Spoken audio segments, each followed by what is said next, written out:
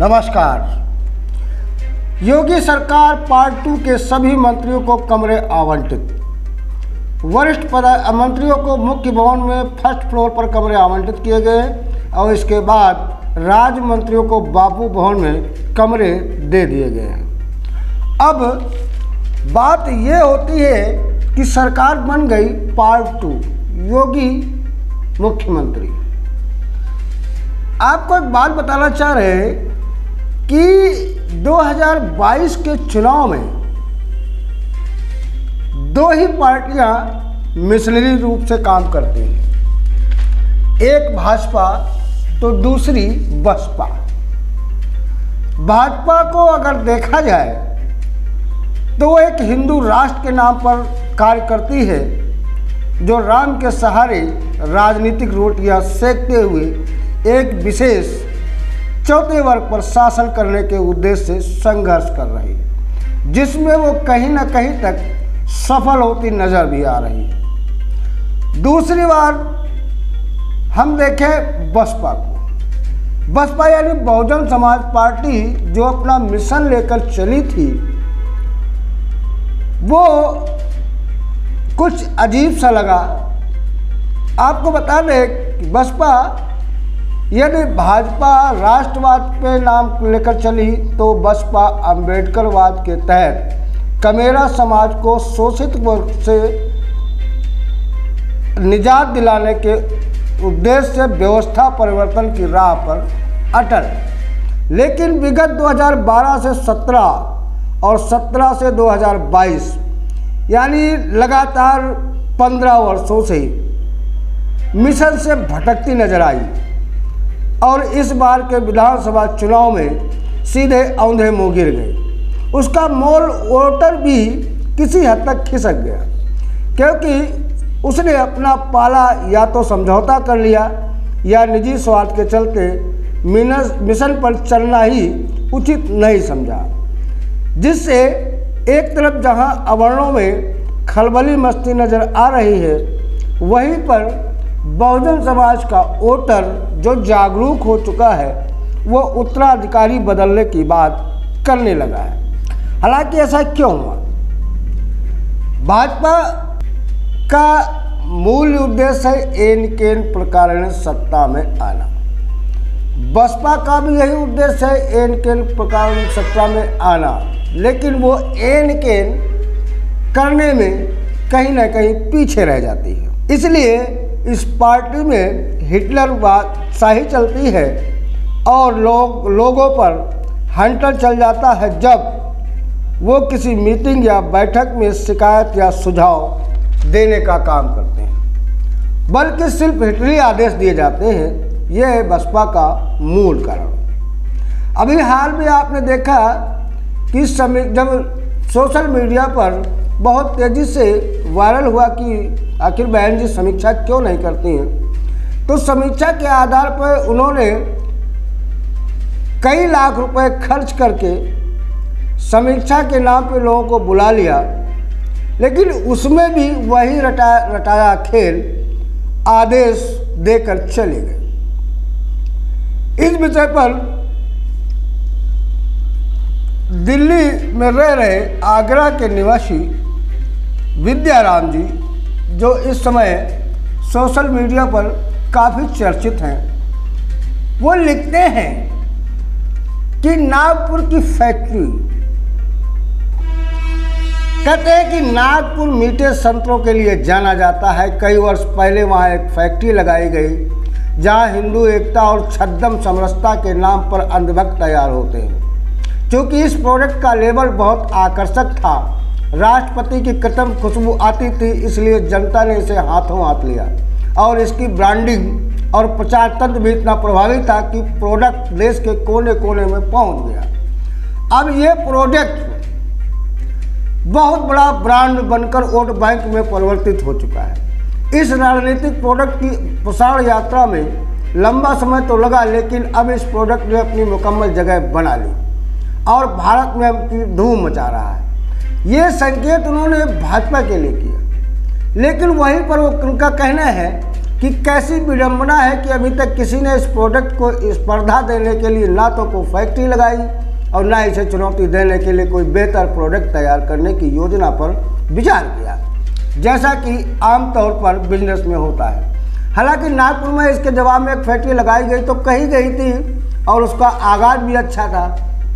Product भी पूरी तरह इंडिजीनियस विशुद्ध भारतीय था, लेकिन उसके मौलिक की असमय मृत्यु हो जाने के कारण प्रोडक्ट का जितना प्रचार प्रसार होना चाहिए था नहीं हो पाया। मालिक के मरणोपरांत उस ब्रांड के उत्तराधिकारियों ने भी समुचित प्रयास नहीं किए, इसलिए प्रतिस्पर्धा में पिछड़ गए और कड़ी चुनौती पेश कर ही नहीं पाए। कथित राष्ट्रभक्त के लेवल में लिपटे इस प्रोडक्ट को अभी तक तो कोई चुनौती नहीं मिल सकी और बहुत बड़ी तादाद में लगातार बिना रुके इसका प्रोडक्शन और विपणन अभी भी जारी है।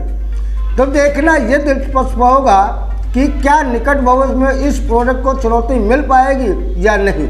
विचार अवश्य करें। इस नागपुरी प्रोडक्ट पर गंभीरता से विचार करने के बाद एक निष्कर्ष निकाला जा सकता है कि यदि प्रचार प्रसार तंत्र उत्तम हो तो झूठ को भी सच बनाकर बेचा जा सकता है। कैसी विडंबना है, इधर हम अकेले बेहतर प्रोडक्ट की भी ब्रांडिंग नहीं कर पा रहे हैं। आज आवश्यकता है कि हम अपने बेहतर प्रोडक्ट को बेहतर ढंग से प्रचारित और प्रसारित करें, ताकि ये बहुसंख्यक समाज ही पसंद ही नहीं बल्कि ज़रूरत भी बन जाए और अन्य प्रोडक्ट को अपनाने की कभी बात भी जहन में ना आए।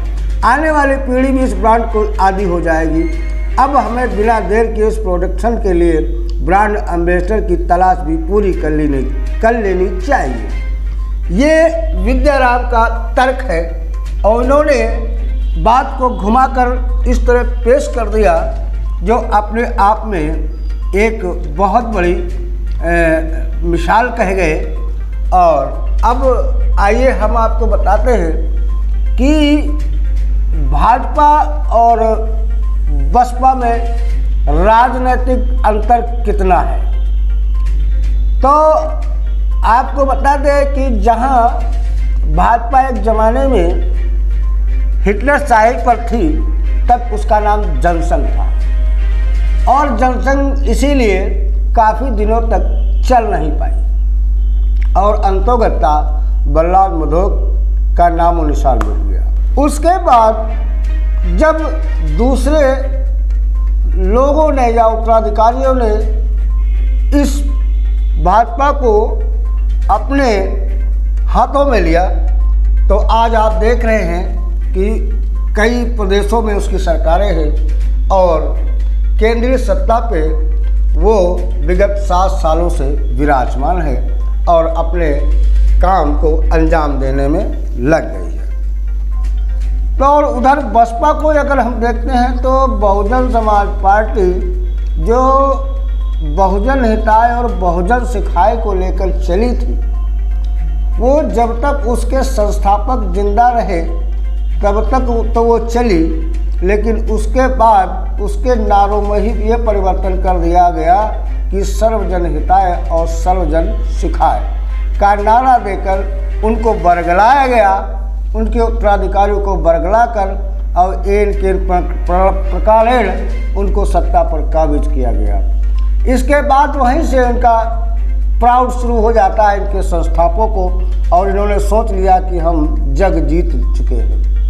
इसी क्रम में आज वो दौर है बहुजन समाज पार्टी का जो राजनीति में कहीं नज़र नहीं आती है और उन्होंने शायद अपना जो अभी समीक्षा के आधार पर बदले तो उनका परिजन हिताय और परिजन सुखाय पर लेकर रह गया। तो आइए आपको बताते हैं कि भाजपा और बसपा का राजनीतिक एक हसर एक उदाहरण रूप में प्रस्तुत कर रहा हूँ। आपको बता दें कि दया शंकर सिंह ने बहन जी के खिलाफ अमर्यादित टिप्पणी की थी, तब भाजपा ने उत्तर प्रदेश की पार्टी ने उनको निकाला ही नहीं बल्कि दया शंकर सिंह को निलंबित कर दिया था और उनकी जगह पर उनकी पत्नी स्वाति सिंह को चुनाव जिताकर मंत्री बनाया था। कहने का मतलब यह है कि भाजपा जानती है कि नेता बड़ी मुश्किल से बनते हैं, उन्हें ऐसे ही नहीं खोया जा सकता। परिस्थितियां चाहे जितनी भी विपरीत क्यों ना हो, परिस्थितियों को संभाला जा सकता है, लेकिन नेता को किसी भी हाल में खोना नहीं चाहती। दयाशंकर के निलंबन करने से उसे विश्वास हो गया कि पार्टी की सजा अस्थायी है, जो ज़्यादा दिन तक नहीं रहेगी। जब उसकी पत्नी को चुनाव जितवाकर मंत्री बना दिया तो उसका अपनी पार्टी के नेतृत्व पर भरोसा ज़्यादा बढ़ गया। कुछ महीनों के पश्चात दयाशंकर सिंह का निलंबन वापस ले लिया गया और दयाशंकर न सिर्फ पार्टी में वापसी हुई बल्कि 2022 का चुनाव जितवा कर मंत्री भी बना दिया गया। अब दूसरी तरफ आप देखिए दूसरी तरफ क्या हासिल है। दूसरी तरफ यदि हम बात करें तो बीएसपी के उपाध्यक्ष जयप्रकाश सिंह हैं, जो एक बहुत बड़ा नाम है। जयप्रकाश सिंह ने राहुल गांधी के खिलाफ टिप्पणी की तो उनका पार्टी से निष्कासन ही कर दिया गया और वो किसी दूसरी पार्टी में भी नहीं गए, बल्कि 2022 के चुनाव में पूरी दमदारी के साथ पूरे यूपी में अपनी टीम के साथ प्रचार भी किया, लेकिन पार्टी में उनकी वापसी नहीं हो पाई। बीएसपी से निकाले गए नेताओं ने आज भाजपा और सपा का मजबूत गठबंधन दिखाई दे रहा है। मतलब बीएसपी से जितने भी नेता निकले वो कहीं नहीं भाजपा पे या सपा में कहीं विधायक है तो कोई मिनिस्टर है। भाजपा के यूपी मंत्रिमंडल में तो आधे से ज़्यादा मंत्रियों की संख्या भी बीएसपी से निकाले गए नेताओं की। बीएसपी को भी दूसरी पार्टियों की तरह अपने नेताओं को संभालना होगा। पार्टी के लिए उनके महत्व को समझना होगा। अगर ऐसा पार्टी नहीं कर पाई तो जल्द भारत की सबसे बड़ी मौजूद पार्टी नहीं उभरेगी। क्यों? क्योंकि बीएसपी नेता बनाने की फैक्ट्री है, ये कहना था माननीय कांशी राम का। तो अब आपने इस बात को देखा कि हमने आपको दोनों पार्टियों का कंपैरिजन बताया। तो इस विषय पर आपका क्या कहना है? अपने सुझाव और कमेंट में अवश्य दें। ये दें कि क्या बसपा पुनः उदय हो पाएगी या उत्तराधिकारी चेंज करना पड़ेगा या फिर इसी तरह ख़त्म हो जाएगी जैसे एक ज़माने में आरपीआई ख़त्म हो गई। तो पूछता है न्याय चक NCTV। धन्यवाद।